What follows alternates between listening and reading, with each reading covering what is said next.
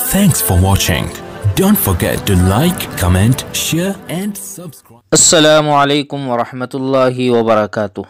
محترم عزیز دوستو، آج آپ کے سامنے 25 دسمبر ہیپی میری کرسمس، اسی طرح سے 31 دسمبر یعنی 31st نائٹ کے متعلق کچھ باتیں عرض کرنی ہے، غور سے سماعت فرمائیں۔ دوستو، دنیا کے تمام مذاہب اور قوموں میں تہوار اور خوشیاں منانے کے مختلف طریقے ہیں۔ ہر ایک تہوار کا کوئی نہ کوئی پس منظر اور بیک گراؤنڈ ہوتا ہے، اور ہر تہوار کوئی نہ کوئی پیغام دے کر جاتا ہے، جن سے نیکیوں کی ترغیب ملتی ہے اور برائیوں کو ختم کرنے کی دعوت ملتی ہے۔ لیکن لوگوں میں بگاڑ آنے کی وجہ سے ان میں ایسی بدعات و خرافات بھی شامل کر دی جاتی ہے کہ ان کا اصل مقصد ہی فوت ہو جاتا ہے۔ جیسے جیسے دنیا ترقی کی منازل طے کرتی گئی اور مہذب ہوتی گئی، انسانوں نے کلچر اور آرٹ کے نام پر نئے جشن اور تہوار وضع کیے۔ انہی میں سے ایک نئے سال کا جشن ہے، جسے ہیپی نیو ایئر کہا جاتا ہے۔ دراصل یہ نئے سال کا جشن اور ہیپی نیو ایئر یہ عیسائیوں کا یعنی کرسچن لوگوں کا ایجاد کیا ہوا ہے۔ عیسائیوں میں قدیم زمانے سے نئے سال کے موقع پر جشن منانے کی روایت چلتی آ رہی ہے۔ اس کی ایک وجہ یہ بتائی جاتی ہے کہ ان کے عقیدے کے مطابق 25 دسمبر کو حضرت عیسیٰ علیہ السلام کی پیدائش ہوئی۔ اسی کی خوشی میں وہ کرسمس ڈے منایا جاتا ہے، جس کی وجہ سے پوری دنیا میں جشن کی کیفیت رہتی ہے، اور یہی کیفیت نئے سال کی آمد تک برقرار رہتی ہے۔ نئے سال کے جشن میں پورے ملک کو رنگ برنگی لائٹوں اور قمقموں سے سجایا جاتا ہے، اور 31 دسمبر یعنی 31st نائٹ کی رات 31st نائٹ میں 12 بجنے کا انتظار کیا جاتا ہے، اور 12 بجتے ہی ایک دوسرے کو مبارکباد دی جاتی ہے۔ کیک کاٹا جاتا ہے، ہر طرف happy new year happy new year کی صدا گونجتی ہے، آتش بازیاں کی جاتی ہے، اور مختلف نائٹ کلبوں میں نعوذ باللہ تفریحی پروگرام رکھے جاتے ہیں، جس میں شراب، شباب اور ڈانس کا بھرپور انتظام رہتا ہے، اس لیے کہ ان کے تفریح صرف 2 چیزوں سے ممکن ہوتی ہے، اول شراب اور دوسرے عورت۔ اللہ ہم سب کی حفاظت فرمائے۔ آج ان عیسائیوں کی طرح بہت سے مسلمان بھی نئے سال کے منتظر رہتے ہیں، اور 31 دسمبر یعنی 31st نائٹ کا بے صبری سے انتظار کرتے رہتے ہیں۔ ان مسلمانوں نے اپنی اقدار و روایات کو کمتر اور حقیر سمجھ کر نئے سال کا جشن منانا شروع کر دیا ہے، جبکہ یہ عیسائیوں کا ترتیب دیا ہوا نظام تاریخ ہے۔ مسلمانوں کا اپنا قمری اور اسلامی نظام تاریخ موجود ہے، جو نبی کریم صلی اللہ علیہ وسلم کی ہجرت سے مربوط ہے، جس کا آغاز محرم الحرام سے ہوتا ہے۔ یہی اسلامی کیلنڈر ہے، لیکن افسوس تو یہ ہے کہ ہم میں سے اکثر کو اس کا علم بھی نہیں ہو پاتا۔ آج مسلمان نئے سال کی آمد پر جشن مناتا ہے، کیا اس کو یہ معلوم نہیں کہ اس نئے سال کی آمد پر اس کی زندگی کا 1 برس کم ہو گیا؟ زندگی اللہ تعالیٰ کی طرف سے عطا کردہ ایک بیش قیمتی نعمت ہے، اور نعمت کے زائل یا کم ہونے پر جشن نہیں منایا جاتا، بلکہ افسوس کیا جاتا ہے۔ گزرا ہوا سال کڑوے تجربات، حسین یادیں، خوشگوار واقعات اور غم، الم، رنج کے حادثات چھوڑ کر رخصت ہو جاتا ہے، اور انسان کو زندگی کی بے ثباتی اور ناپائیداری کا پیغام دے کر الوداع کہتا ہے۔ سال ختم ہوتا ہے تو حیات مستعار کی بہاریں بھی ختم ہو جاتی ہے، اور انسان اپنی مقررہ مدت زیست کی تکمیل کی طرف رواں دواں ہوتا رہتا ہے۔ غافل، اسی کو کسی شاعر نے کیا خوب کہا کہ غافل تجھے گھڑیال یہ دیتا ہے منادی، غافل تجھے گھڑیال یہ دیتا ہے منادی، گردوں نے گھڑی عمر کی ایک اور گھٹا دی۔ حضرت عبداللہ بن مسعود رضی اللہ تعالیٰ عنہ فرماتے ہیں کہ میں کسی چیز پر اتنا نادم اور شرمندہ نہیں ہوا جتنا کہ ایسے دن کے گزرنے پر جس کا سورج غروب ہو گیا، جس میں میرا 1 دن کم ہو گیا، اور اس میں میرے عمل میں اضافہ نہیں ہو سکا۔ حسن بصری رحمۃ اللہ علیہ فرماتے ہیں کہ اے ابن آدم، تو ایام ہی کا مجموعہ ہے، جب 1 دن گزر گیا تو یوں سمجھ تیرا 1 حصہ بھی گزر گیا۔ یہ عمر اور زندگی جو ہم کو عطا ہوئی ہے وہ صرف آخرت کی ابدی زندگی کی تیاری کی خاطر عطا ہوئی ہے کہ ہم اس کے ذریعے آنے والی زندگی کو بہتر بنا سکے اور اپنے اعمال کو اچھا بنا سکے۔ حضرت علی فرماتے ہیں کہ یہ ایام تمہاری عمروں کے صحیفے ہیں، اچھے اعمال سے ان کو دوام بخشو۔ نبی کریم صلی اللہ علیہ وسلم کا ارشاد ہے، من حسن اسلام المرء ترکہ ما لا یعنی،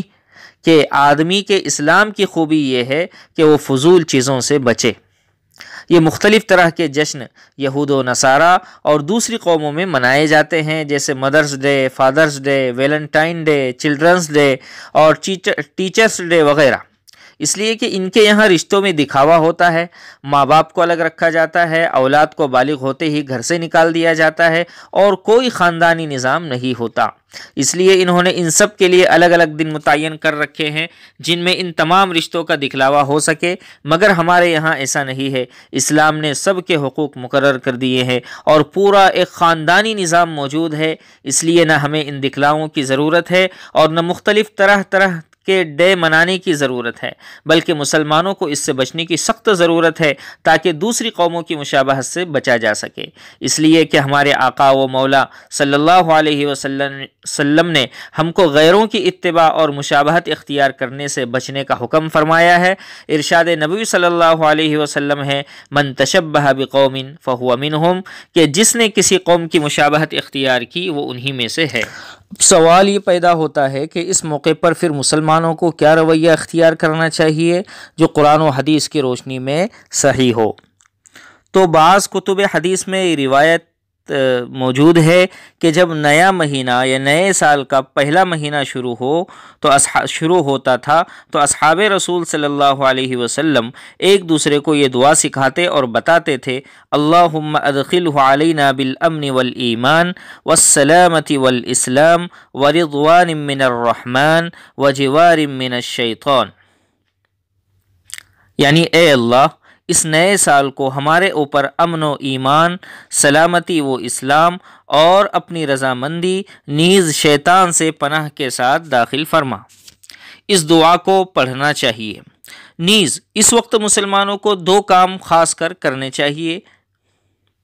یعنی خاص کر دوسرے الفاظ میں یوں کہہ لیجئے کہ نیا سال ہمیں دو باتوں کی طرف متوجہ کرتا ہے۔ سب سے پہلے ماضی کا احتساب اور نمبر 2 آگے کا لائحہ عمل۔ ماضی کا احتساب یعنی گزرے ہوئے زمانے کے اندر کیا کیا اور کیا نہیں کیا۔ نیا سال ہمیں دینی اور دنیاوی دونوں میدانوں میں اپنا محاسبہ کرنے کی طرف متوجہ کرتا ہے کہ ہماری زندگی کا جو ایک سال کم ہو گیا اس میں ہم نے کیا کھویا اور کیا پایا۔ ہمیں عبادات، معاملات، اعمال، حلال و حرام، حقوق اللہ اور حقوق العباد کی ادائیگی کے میدان میں اپنی زندگی کا محاسبہ کر کے دیکھنا چاہیے کہ ہم سے کہاں کہاں غلطیاں ہوئی، اس لیے کہ انسان دوسروں کی نظروں سے تو اپنی غلطیوں اور کوتاہیوں کو چھپا سکتا ہے لیکن خود کی نظروں سے نہیں بچ سکتا۔ اس لیے نبی کریم صلی اللہ علیہ وسلم کا ارشاد ہے کہ حاسبوا انفسکم قبل ان تحاسبوا، کہ تم خود اپنا محاسبہ کرو قبل اس کے کہ تمہارا حساب کیا جائے۔ اس لیے ہم سب کو ایمانداری سے اپنا اپنا مواخذہ اور محاسبہ کرنا چاہیے اور ملی ہوئی مہلت کا فائدہ اٹھانا چاہیے اس سے پہلے کہ یہ مہلت ختم ہو جائے۔ اسی کو اللہ جل شانہ نے اپنے کلام پاک میں ایک خاص انداز سے ارشاد فرمایا، وَأَنفِقُوا مِمَّا رَزَقْنَاكُم مِّن قَبْلِ أَن يَأْتِيَ أَحَدَكُمُ الْمَوْتُ فَيَقُولَ رَبِّ لَوْلَا أَخَّرْتَنِي إِلَىٰ أَجَلٍ قَرِيبٍ فَأَصَّدَّقَ وَأَكُن مِّنَ الصَّالِحِينَ وَلَن يُؤَخِّرَ اللَّهُ نَفْسًا إِذَا جَاءَ أَجَلُهَا وَاللَّهُ خَبِيرٌ بِمَا تَعْمَلُونَ۔ سورہ منافقون آیت نمبر 10 اور 11۔ جو کچھ ہم نے تمہیں دے رکھا ہے اس میں سے ہماری راہ میں اس سے پہلے خرچ کرو کہ تم میں سے کسی کو موت آ جائے تو وہ پھر کہنے لگے کہ اے میرے پروردگار، مجھے تو تھوڑی دیر کی مہلت کیوں نہیں دیتا کہ میں صدقہ کروں اور نیک لوگوں میں سے ہو جاؤں۔ اور جب کسی کا وقت مقرر آ جاتا ہے پھر اسے اللہ تعالیٰ ہرگز مہلت نہیں دیتا، اور جو کچھ تم کرتے ہو اس سے اللہ تعالیٰ اچھی طرح باخبر ہے۔ یہ پہلی چیز، ماضی کا محاسبہ، اور آگے کا لائحہ عمل یعنی فیوچر میں اب مجھے کیا کرنا چاہیے، یعنی اپنی خود احتسابی اور جائزے کے بعد اس کے تجربات کی روشنی میں بہترین مستقبل اور فیوچر کی تعمیر اور تشکیل کے منصوبے میں منہمک ہونا ہوگا کہ کیا ہماری کمزوریاں رہی ہیں اور ان کو کس طرح دور کیا جا سکتا ہے، دور نہ صحیح تو کیسے کم کیا جا سکتا ہے، اس لیے کہ انسان یہ غلطی کا پتلا ہے، اس سے غلطیاں تو ہوگی، کسی غلطی کا ارتکاب تو برا ہے، لیکن اس سے بھی زیادہ برا یہ ہے کہ اس سے سبق حاصل نہ کیا جائے اور اسی کا ارتکاب کیا جاتا رہے۔ یہ منصوبہ بندی دینی اور دنیاوی دونوں معاملات میں ہو، جیسا کہ حدیث پاک صلی اللہ علیہ وسلم کے اندر اس کی طرف اشارہ کیا گیا ہے۔ حضور پاک علیہ الصلاۃ والسلام نے فرمایا کہ 5 چیزوں سے پہلے 5 چیزوں کو غنیمت جان لو۔ نمبر 1، اپنی جوانی کو بڑھاپے سے پہلے، اپنی صحت اور تندرستی کو بیماری سے پہلے، اور نمبر 3، اپنی مالداری کو فقر و فاقے سے پہلے، اور نمبر 4، اپنی خالی اوقات کو مشغولیت سے پہلے، اور نمبر 5، اپنی زندگی کو موت سے پہلے۔ آخرت کی زندگی کی کامیابی اور ناکامی کا دار و مدار اسی دنیا کے اعمال پر منحصر ہے۔ اللہ تعالیٰ فرماتے ہیں ہر انسان کے لیے صرف وہی ہے جس کی کوشش خود اس نے کی، اور بے شک اس کی کوشش عنقریب دیکھی جائے گی، پھر اسے پورا بدلہ دیا جائے گا۔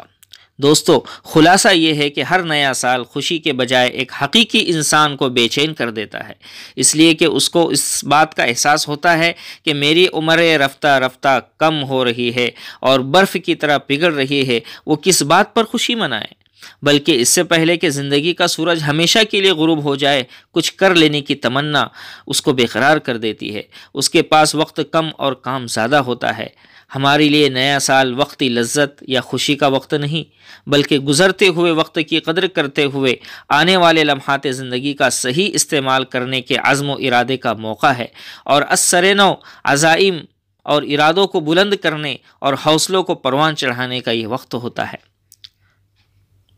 ساتھ ہی ہمیں اس بات کی طرف بھی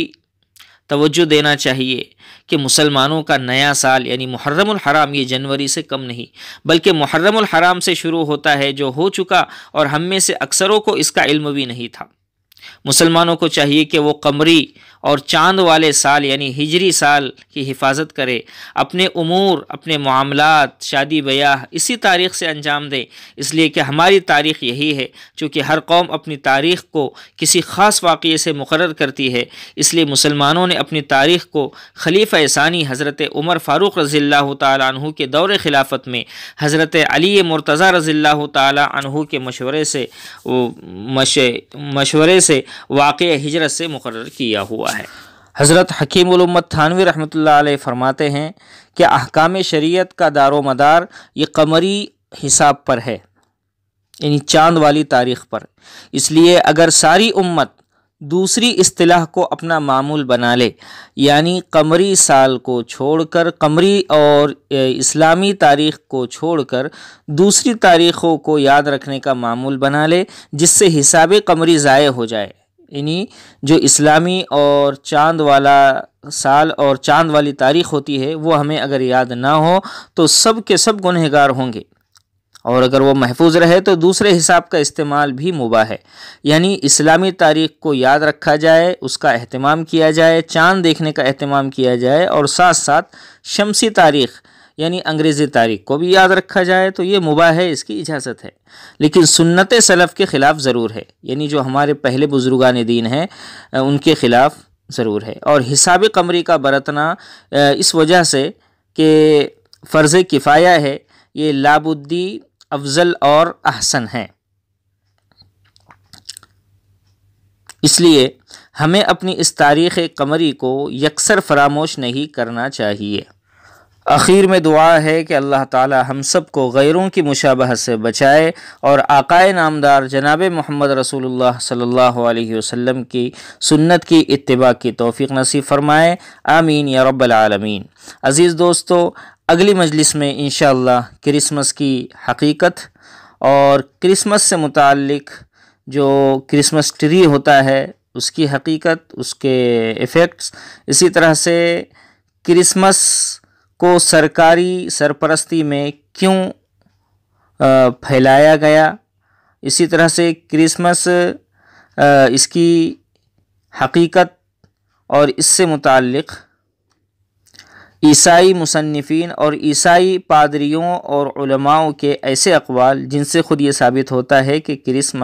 کرسمس منانا یہ درست اور جائز نہیں ہے، یہ تمام چیزیں انشاءاللہ آپ کے سامنے بیان کی جائیں گی۔ اللہ تبارک و تعالی ہمیں عمل کرنے کی توفیق نصیب فرمائے۔